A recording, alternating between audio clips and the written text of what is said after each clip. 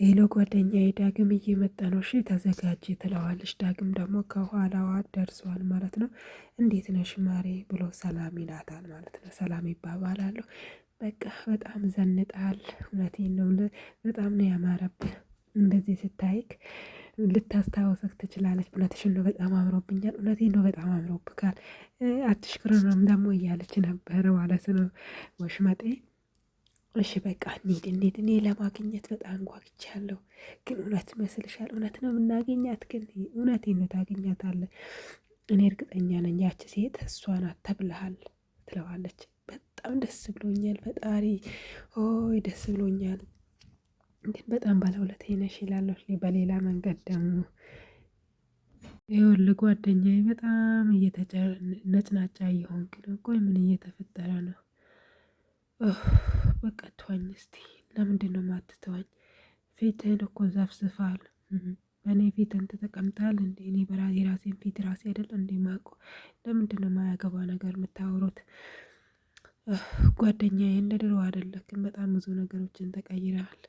እንደዛ አይደለም፣ ትንሽ ስለደበረኝ ነው። እሺ እያመመክ ነው እንዴ? እኔ በጭራሽ አላመመኝም። እና ሐኪም ቤት ምናምን ማየት እንችላለን። አላመመኝም እያልኩ እኮ ነው። ታዲያ ውሃ ላምጣልህ? አያስፈልገኝም።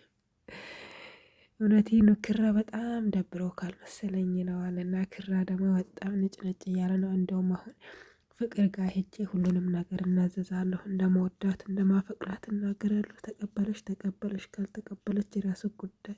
ምንም ያስጨንቀኝ ነገር የለም። ለምንድነው እንደዚህ መሆነው? እንደዛ የተናገረውም ያማዋል ማለት ነው። ጭንቅላቴን እያመመኝ ነው በጣም። አይዞህ በቃ ወደ ሆስፒታል እንሄድ። አይ ወደ ቤት መሄድ አለብኝ። አረ በዚህ ቀን ወደ ቤት ሄደን ምን ልንሰራ ነው? አረ ኳስ ምናምን እኔ ወይም ኳስ ምናምን እንጫወት። እኔ መጫወትም አልፈልግም፣ ምንም አልፈልግም። ወደ ቤት መሄድ ነው የምፈልገው ይላል ኪራ ማለት ነው። በቃ እሺ ጓደኛዬ፣ በቃ መልካም እድል። ግን እኮ ያንተን ጸባይ ያንን ሁሉ የሚችልልህ ጓደኛዬ አገር መልቀቁ በጣም ያሳዝናል። እኔ ታውቃለህ ያንተን ይህንን ሁሉ ጸባይ አልችልም ይለዋል። ኪራ ደግሞ በጣም መቃዝነዋል ማለት ነው።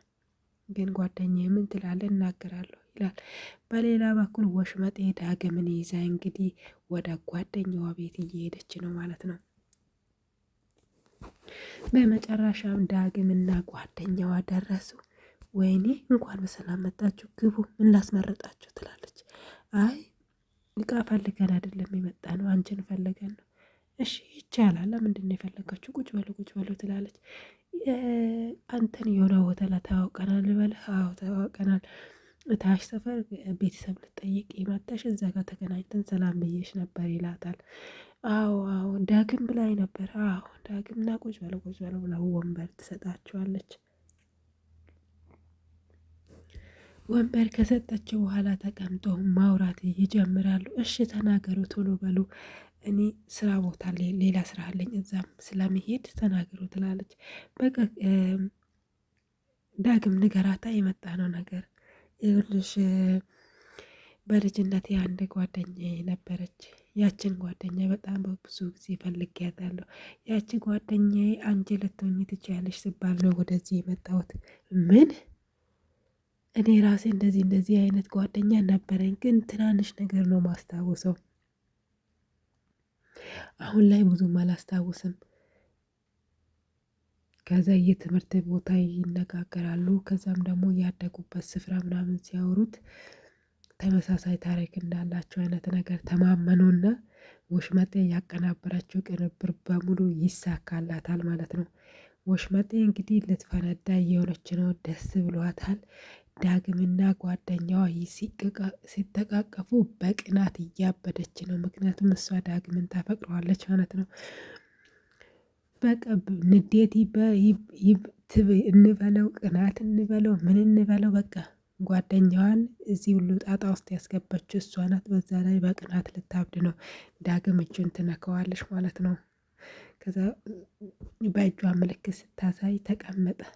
ወይኔ ስላገኘው በጣም ደስ ብሎኛል። እሺ እንዴት ነው አንቺ በዚህ ቅፍጸት ወደ ቢዝነስ የገባሽው? እኔ በቃ ወደ 12ን እንደጨረስኩኝ መማር አልፈለኩም።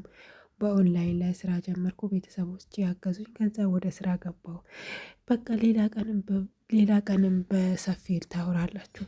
ብንሄድ አይሻልም? ወዴት ነው የምንሄደው? ዛሬ እኮ ትምህርትም የለም ምንም የለም፣ ግን አንቺን ላመሰግንሽ እፈልጋለሁ ይላታል። አይ ምስጋና ብዙም አያስፈልግም፣ ግን እንሂድ ይላሉ። ኧረ ትምህርት እኮ ዛሬ የለም፣ ለምንድን ነው አሁን በዚህ ሰዓት እንሂድ ብለሽ ያልሺው? ስትል በአይኗ ብዙ ነገሮችን ታሳያለች ማለት ነው። ከዛም በመጨረሻ እሺ ተባባሉና አይ በቃ እንደዛ ከሆነ እናንተ አውሩ፣ እኔ መሄድ አለብኝ ትለዋለች ወሽመጤ። አይ እኔ ራሴ ቾክላለሁ፣ ስለዚህ ከሄዳችሁ ሌላ ጊዜ እራት ወይም ምሳ እየበላን እንጫወታለን ስትል ዳግም በጣም ደስ ይለዋል። እውነታችሁን ነው? አዎ በጣም ደስ ይላል። እንደዛ ከሆነማ ይባባሉና ሰላም ተባብሎ ይለያያሉ ማለት ነው።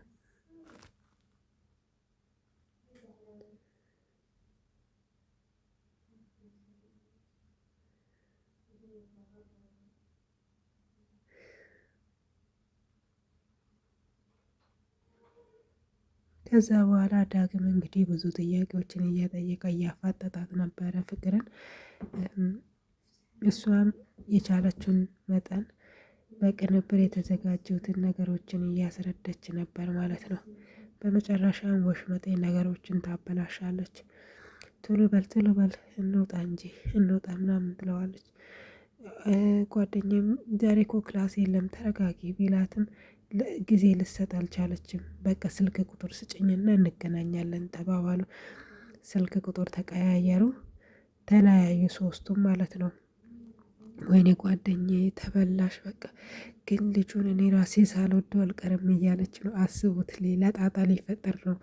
ፍቅር ደግሞ ወይኔ ያረፈድኩት ጓደኛ ያረፍ አላረፈሽም ችግር የለውም ትልና ሰላም ብለ በቃ በደንብ ካስተመር ከመጣ በደንብ ተንከባከቢ ትልና ወደ ስራ ሌላ ስራ አላት ወደዛ ትሄዳለች ማለት ነው። ወሽመጤና ዳግም በጣም ደስ ብሎኛል ጓደኛዬ፣ በጣም አመሰግናለሁ እንደዚህ አይነት ጓደኛ ስላለሽ እኔ በጣም ነው ደስ የሚለኝ። እሷም በጣም ደስ ብሏታል፣ እሱ ደስ ስላለው ማለት ነው። ምክንያቱም ይሄ ሁሉ የእሷ ቅንብር እንደሆነ አያውቅም ዳግም። እናም እውነቴን ነው በጣም አመሰግናለሁ፣ በጣም ባለውለታዬ ነሽ ምናምን ይላታል። ኧረ እያለች እየሳቀሽ ነበር። ከዛ በኋላ እነሱ እየሄዱ መንገድ ላይ የፍቅር እናት ጉሊት ነው የምትሰራው። የፍቅር እናት ጉሊት እየሰራች ነበረ። ሁለቱም ወንድ ጓደኞቿ የፍቅር ጓደኞቿ ያገኛታሉ፣ ማዘርን ማለት ነው። ኪራ ሰላም እንበላት እንሂድ፣ ማዘርን ሰላም እንበላት የፍቅር እናት እኮ ናት ይላል ኪራ። ጓደኛው ፈርቷል። በቃ እሺ ብሎ ሄዱና ሰላም አሉ ማማን ማለት ነው።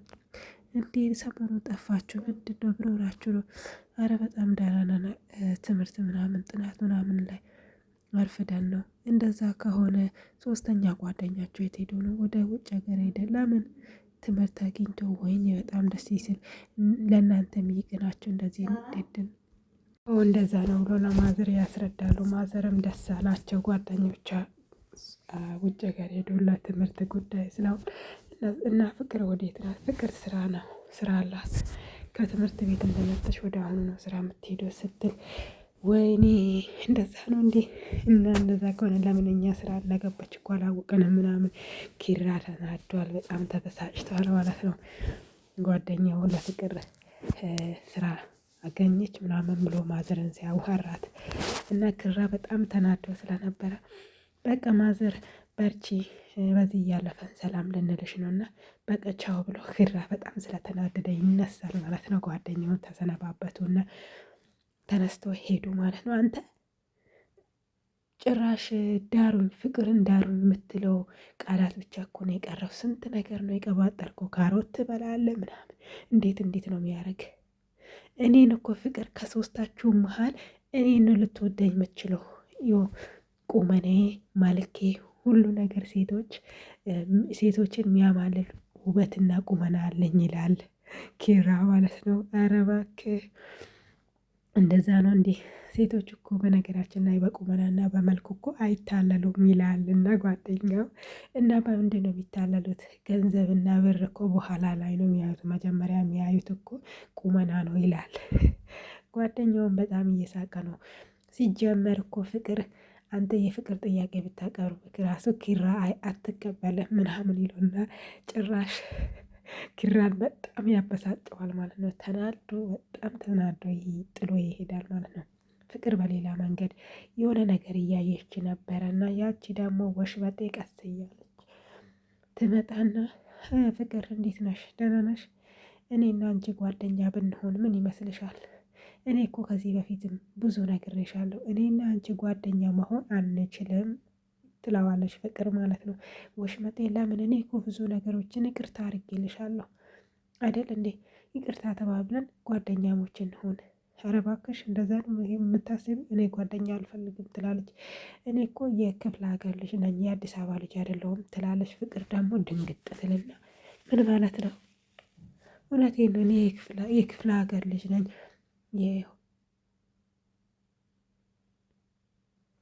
የሸገር ልጅ አይደለሁም ስትል ገርሟታል። እኔ እኮ እች ልጅ ምንድን ነው ያስደነገጣት? ሰላም ውድና የተወደዳችሁ ቤተሰቦቼ እንዴት ናችሁ? ሰላም ናችሁ ወይ? በድምፅ የነበርኩት እኔ ነኝ ሸቃሊታችሁ ማለት ነው። ምንትዋብ እባላለሁ። ለቻናሌ አዲስ የሆናችሁ ካላችሁ ሰብስክራይብ እያደረጋችሁ ቤተሰቡ ነው። ዛሬ በነገራችን ላይ የሆነ ጉዳይ አለኝ እዛ ለመውጣት እያሰብኩኝ የሆነ ቪዲዮ ቀንጨብ አድርጌ ለመስራት ፈለግኩኝ ማለት ነው።